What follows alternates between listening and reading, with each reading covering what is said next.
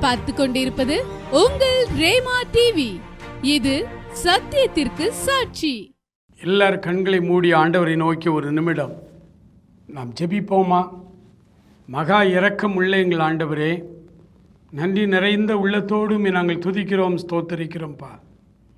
ஆண்டவரே, இந்த நாளிலே நாங்கள் தியானிக்க போகிற வார்த்தைகள் எங்களுக்கு ஆசீர்வாதமாய் ஔஷதமாய் பரத்திலிருந்து கடந்து வரும்படி ஜெபிக்கிறோம்ப்பா. இப்படி வார்த்தைகள் வீணாய் சென்று வீணாய் திரும்பாது என்ற வசனத்தின்படி ஆண்டவரே, இப்படி வசனத்தின் முழு ஆசீர்வாதங்களுக்காகவும் நாங்கள் காத்து நிற்கிறோம்.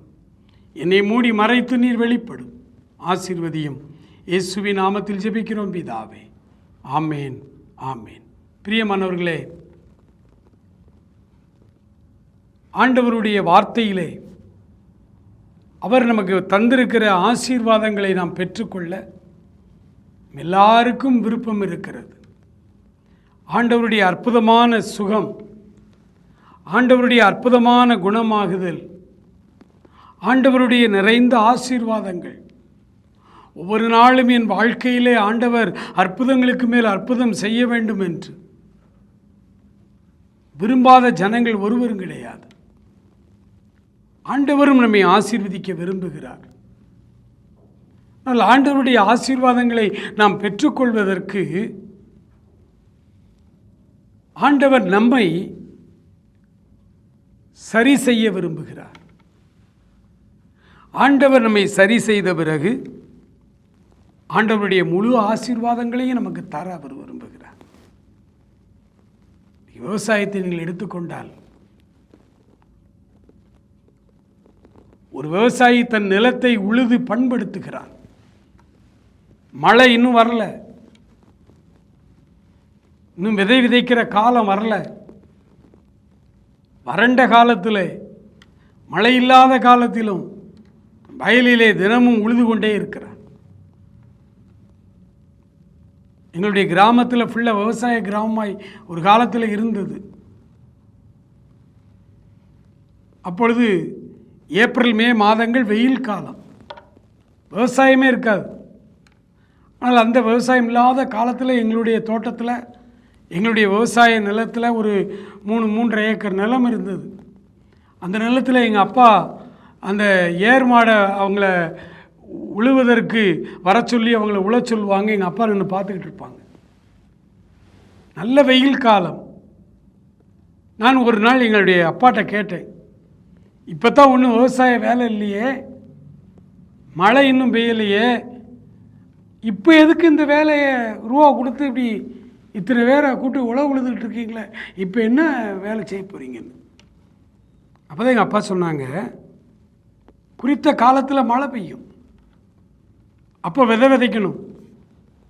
நம்ம விதைக்கிற விதையும் நம்ம பெய்கிற அந்த மழையும் சரியாக இணைஞ்சி அது ஒரு நல்ல பயிராக வளரணும்னா இப்போ முதல்ல நிலத்தை பண்படுத்தணும்னாங்க. அப்போ நிலத்தை பண்படுத்துறதுனா பெரிய பெரிய கட்டியாக இருக்குல்ல காஞ்சி, இப்போ உழவு திரும்ப திரும்ப திரும்ப உழவுழுதாக தான் அந்த கட்டிகள்லாம் உடஞ்சி உடஞ்சி உடஞ்சி மண்ணாகி இந்த நிலம் முதல்ல பண்படுத்தப்படும்.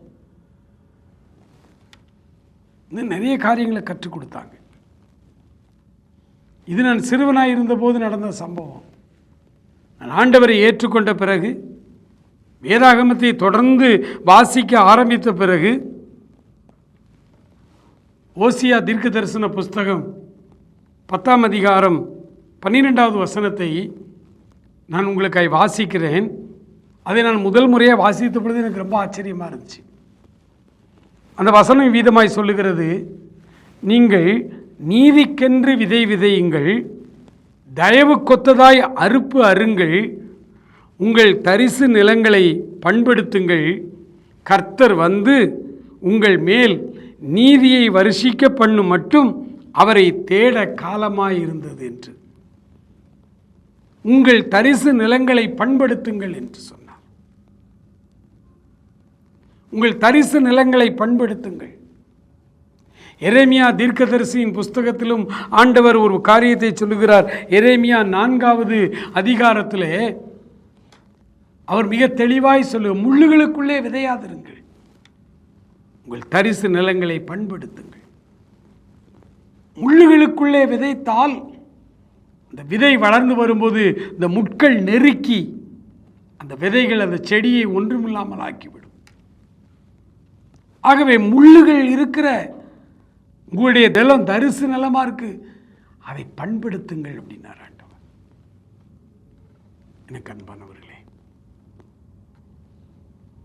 பலருடைய உள்ளத்திலே ஒரு வாஞ்சை, வியாதியிலிருந்து எனக்கு விடுதலை வேண்டும், கடன் பிரச்சனையிலிருந்து எனக்கு விடுதலை வேண்டும், பலவிதமான போராட்டங்களிலிருந்து எனக்கு விடுதலை வேண்டும், என் குடும்பத்தில்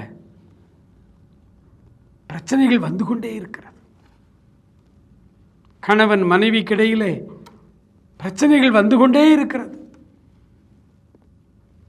என் வாழ்க்கையிலே அனுதினமும் எனக்கு ஆசீர்வாதம், அனுதினமும் எனக்கு அற்புதம் நடக்க வேண்டும் என்று அநேகர் இன்றைக்கு புலம்பிக் கொண்டிருக்கிறதை பார்க்கிறோம்.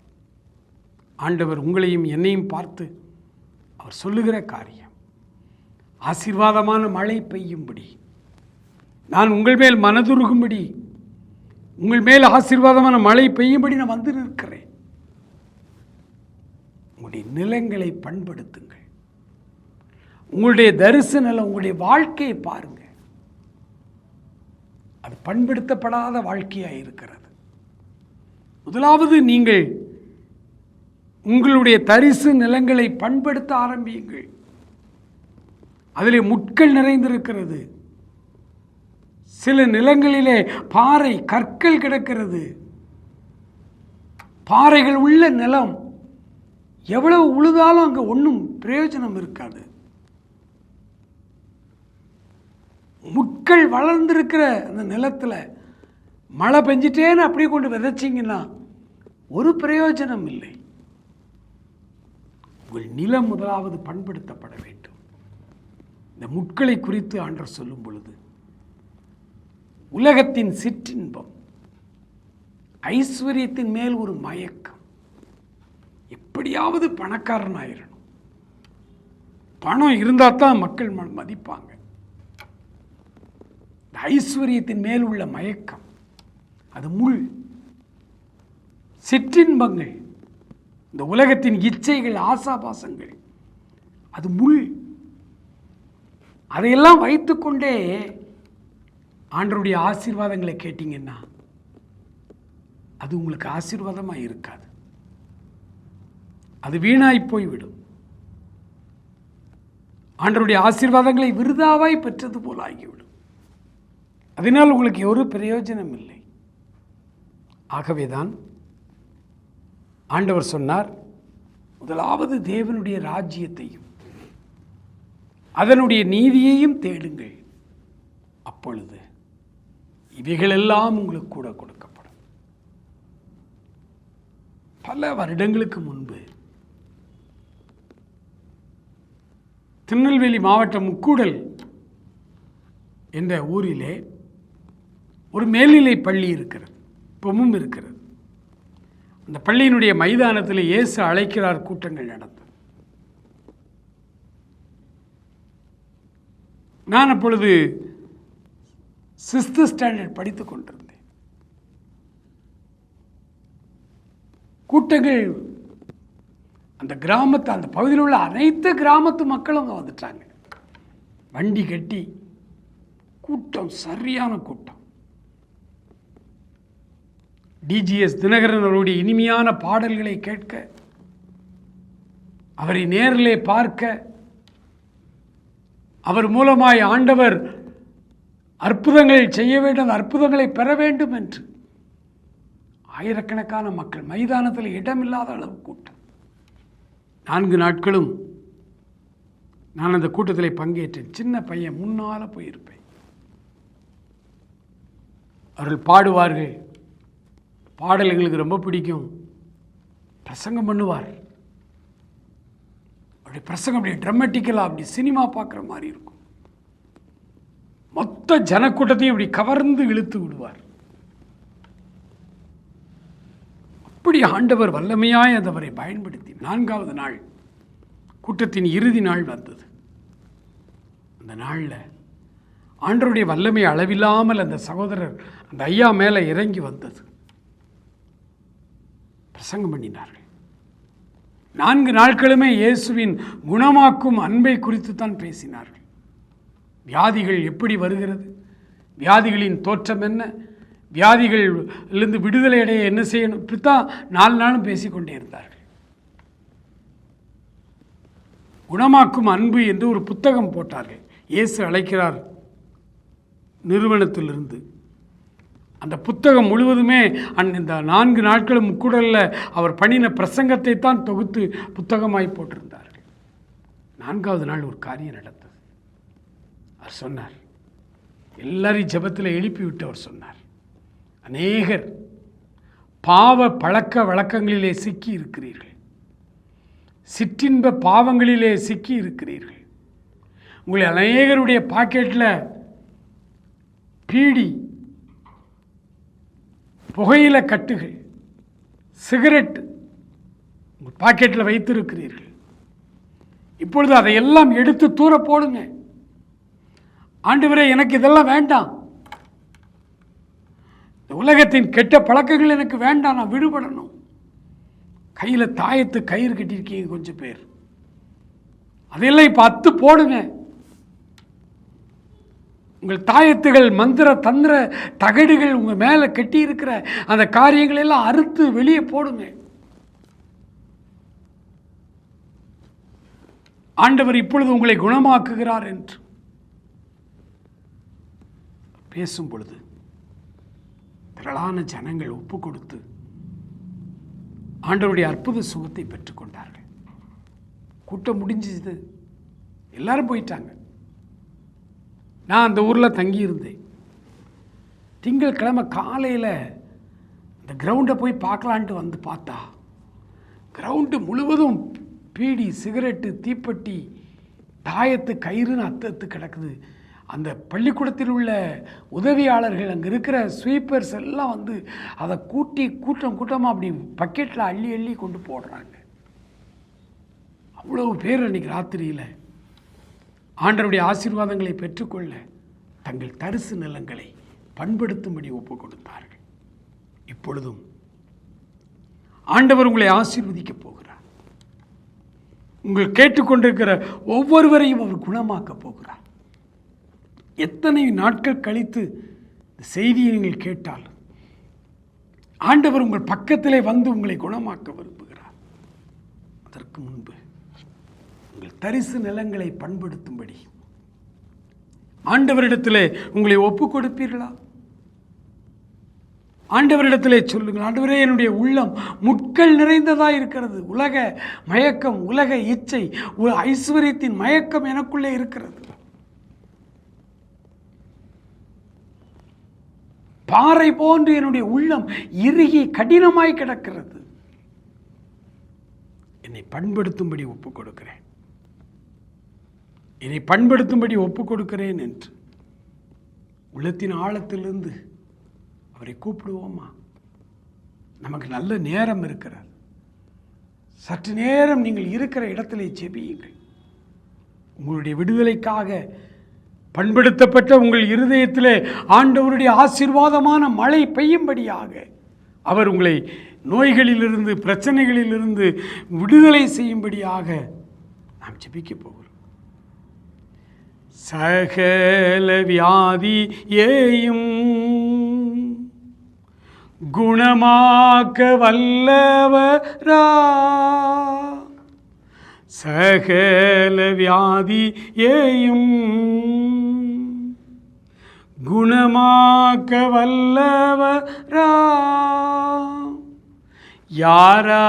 யாராயிருந்தால் பேதங்கள் இன்றியே கிருபையாய் அன்பை அளித்திடவே, யாராயிருந்தால் பேதங்கள் இன்றியே கிருபையாய் அன்பை அளித்திடவே, இயேசு அழைக்கிறார்,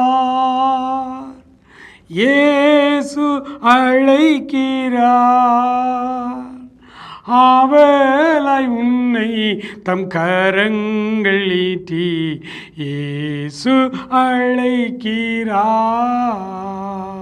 ஹல்லேலூயா, ஹல்லேலூயா, ஹல்லேலூயா, ஹல்லேலூயா, ஹல்லேலூயா, ஹல்லேலூயா, ஹல்லேலூயா, ஹல்லேலூயா.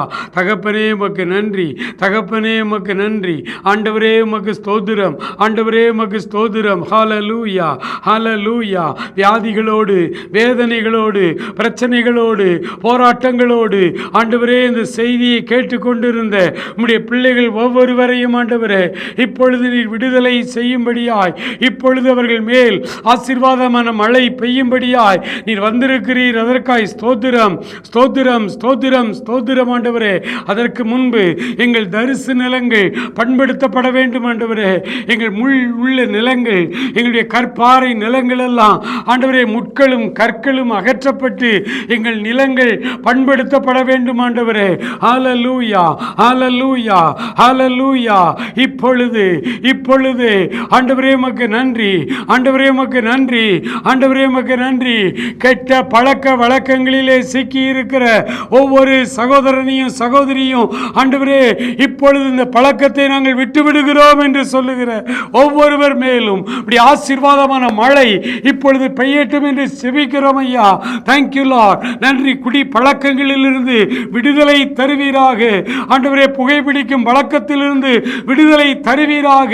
பாவ இச்சைகளிலிருந்து விடுதலை கொடுப்பீராக. விட முடியாத கெட்ட பழக்க வழக்கங்களிலிருந்து விடுதலை செய்வீராக. வாலிப பருவத்திலே உலகத்தின் மாயையிலே சிக்கி இருக்கிற வாலிப பிள்ளைகளை ஆண்டவரை இப்பொழுது விடுதலை செய்வீராக. வாலிப தம்பிமாரை இப்பொழுது விடுதலை செய்வீராக. ஆண்டவரே உமக்கு நன்றி, ஆண்டவரே உமக்கு நன்றி. ஒவ்வொருவரையும் ஒவ்வொருவரையும் ஒவ்வொருவரையும் இப்பொழுது பாவத்திலிருந்து விடுதலை செய்வீராக. அவருடைய தரிசு நிலங்கள் இப்பொழுது பண்படுத்தப்பட வேண்டும் என்று ஜெபிக்கிறேன். நல்லது ஆண்டவரே உமக்கு ஸ்தோத்திரையா. நலமான உம்முடைய ஆசீர்வாதங்கள், நலமான உம்முடைய காரியங்கள் உம்முடைய பிள்ளைகளுக்குள்ளே இப்பொழுது இறங்கி வருவதாக. தயவாய் மன்னியும், தயவாய் அவர்களை தூக்கியிடும், தயவாய் அவர்கள் மேல் உம்முடைய ஆசீர்வாதமான மழை பெய்யட்டும் ஆண்டவரே. நன்றி ஆண்டவரே, நன்றி ஆண்டவரே, நன்றி ஆண்டவரே, நன்றி ஆண்டவரே. சரீர வியாதிகள் மாறட்டும் ஆண்டவரே. Thank you my Lord, thank you my Lord, thank you Jesus. வியாதிகளில் இருந்தவர்களை குணமாக்குங்கப்பா ஆண்டவரே. எப்பேற்பட்ட வியாதியா இருந்தாலும் எல்லா வியாதியில் இருந்தவர்களை விடுதலை செய்யும். ஆமென். அவர்கள் நிலங்கள் பண்படுத்தப்பட ஒப்பு கொடுத்தபடியினாலே ஆண்டவரே இப்பொழுது அவர்கள் மேல் ஆசீர்வாதமான மழை பொழியட்டும் ஆண்டவரே. குழந்தை இல்லாத பிள்ளைகளுக்கு குழந்தை பாக்கியத்தை கொடுப்பீராக என்று சொல்லி ஜெபிக்கிறோம் ஐயா. கடன் பாரங்களிலே முங்கி இருக்கிற பிள்ளைகள் ஆண்டவரே கடலிலிருந்து விடுபட அவர்களுக்கு ஒரு நல்ல வழியை காட்டுவீராக என்று சொல்லி ஜெபிக்கிறோம் ஆண்டவரே. Thank you my Lord. ஆண்டவரே உமக்கு நன்றி, ஆண்டவரே உமக்கு நன்றி. வயது ஆக ஆக இயல்பாய் வருகிற வேதனைகள், இயல்பாய் வருகிற மூட்டு வலிகளிலிருந்து உடைய பிள்ளைகளுக்கு ஒரு விடுதலை கொடுப்பீராக ஆண்டவரே. இந்த பிள்ளைகளை ஆசீர்வதிங்கப்பா. பிள்ளைகளை வியாதிகளிலிருந்து அவர்களை குணமாக்கும் ஆண்டவரே. தகப்பனே அன்று எலும்புகளிலே சௌக்கியம் இல்லை என்று வேதனையோடு இருக்கிற மக்களை குணமாக்கும். கொடிய கேன்சர் வியாதிகளிலே சிக்கி இருக்கிற பிள்ளைகளை இப்பொழுது விடுதலை செய்யும், அற்புதமாய் குணமாக்கும்படிக்கு ஜெபிக்கிறோம். சத்துரு கொண்டு வந்து போட்டிருக்கிற சகல வியாதியிலிருந்து அவர்களை விடுதலை செய்யும்படியாய் ஜெபிக்கிறோம் ஆண்டவரே. விடுதலை செய்வீராக. வியாதிகளிலிருந்து ஒரு விடுதலை. ஆமென். Thank you Lord. உச்சன் தலை முதல் உள்ளங்கால் வரை இருக்கிற எல்லா கட்டிகளும் இயேசுவின் நாமத்தில் இப்பொழுது மறைவதாக என்று சொல்லி ஜெபிக்கிறோம். Thank you father, thank you Lord. கட்டிகள் மறைந்ததற்காய் ஸ்தோத்திரம். கற்பத்தின் கனிகளை ஆசீர்வதித்து கொடுக்கிறதற்காய் ஸ்தோத்திரம். சரீரத்தில் உள்ள பலவீனங்கள் மாறுகிறதற்காய் ஸ்தோத்திரம். நீர் செய்த அற்புதங்களுக்காய் நன்றி செலுத்துகிறோம். ஆமென் லார்ட், ஆமென் ஜீசஸ். நீ அற்புதம் செய்துவிட்டபடியால் உமக்கு ஸ்தோத்திரம். தொடர்ந்து உடைய பிள்ளைகளை சாட்சியாய் எழுப்புத்தார், ஆசீர்வதியும். இயேசு கிறிஸ்துவின் நல்ல நாமத்தில் ஜெபிக்கிறோம் எங்கள் அருமை பிதாவே. ஆமென், ஆமென்.